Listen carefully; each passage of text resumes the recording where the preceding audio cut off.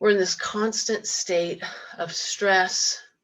And because of that, we're in this sympathetic state most of the time, and our body starts to wear down. So the parasympathetic has to be tapped into.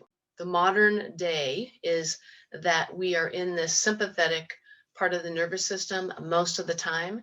And the sympathetic part of the nervous system is really only supposed to be there in case of major danger and basically to save our life.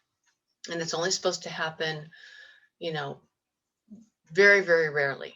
But what's happening is we're in this constant state of stress. And because of that, we're in this sympathetic state most of the time, and our body starts to wear down. So the parasympathetic has to be tapped into. So we really need to keep a balance between parasympathetic and sympathetic nervous system. And the way that we do that, the way that we can shut the sympathetic off, because it's so damaging and it's really only meant in extreme cases of emergency, the way that we can turn the sympathetic off and favor more of the parasympathetic, which is turned on when we're sleeping. We're supposed to have the parasympathetic turned on, when we're digesting our food. What are some of the things that we can do to promote or turn off the stress response in our body? Because what causes all dis-ease? What are the main foundation or the main commonalities in all dis-ease? Toxins, nutrition, right? Bad fats, sugar, grains, dietary deficiencies, and stress. And that stress can be mental, emotional stress. It can be spiritual stress. It can be physical stress. But most of the time when we say stress, as far as causing dis-ease, we're talking about mental, emotional stress, which in my opinion, based on my journey on this planet, mental, emotional stress is a choice. So how do we favor parasympathetic? How do we keep that balanced? Well, as I said earlier, it starts here. It starts in how you view things and how you perceive things. What are the thoughts that go through your mind when something happens? So I've talked a lot about this, right? So if something happens and our thoughts about it are, I don't know, let's just say you walk into a room and somebody that you know doesn't say hi to you. And what happens is that little voice inside, oh my gosh, why didn't she say hi to me? Is she mad at me? Oh my gosh, I think she's mad at me. I don't think she likes me. I don't have very many friends. Not very many people like me. I'm a loser.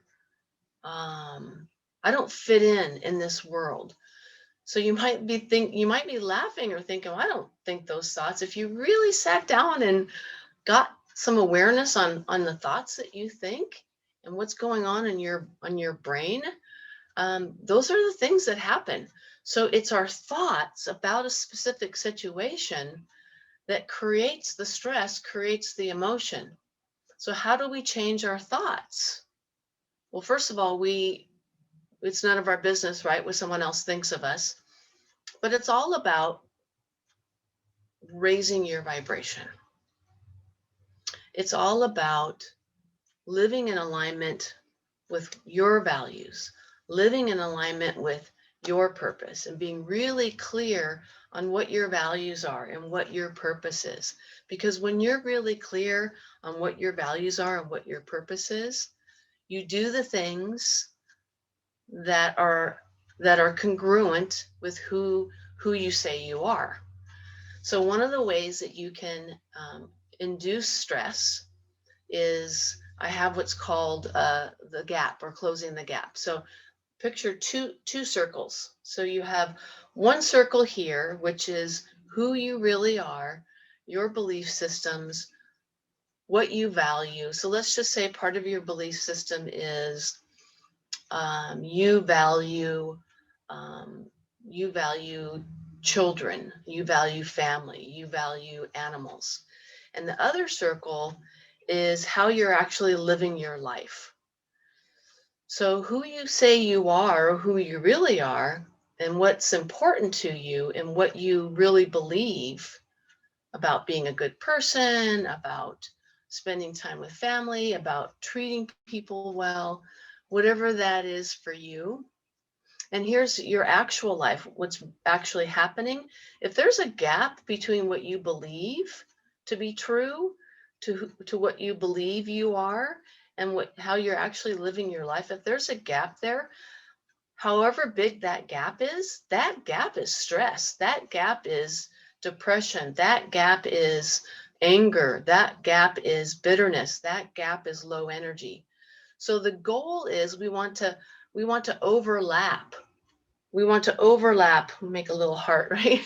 We want to overlap as much as possible who it is that we say we are, what do we believe in, what's important to us, with what's really happening in our life. So if you say that family and children and animals are important to you and your health is important to you, but you're not spending time with the people that you care about, you're I don't know, let's say, like maybe abusing your dog, you're locking your dog outside, but you say that animals are important to you, but your life, your actions don't match up.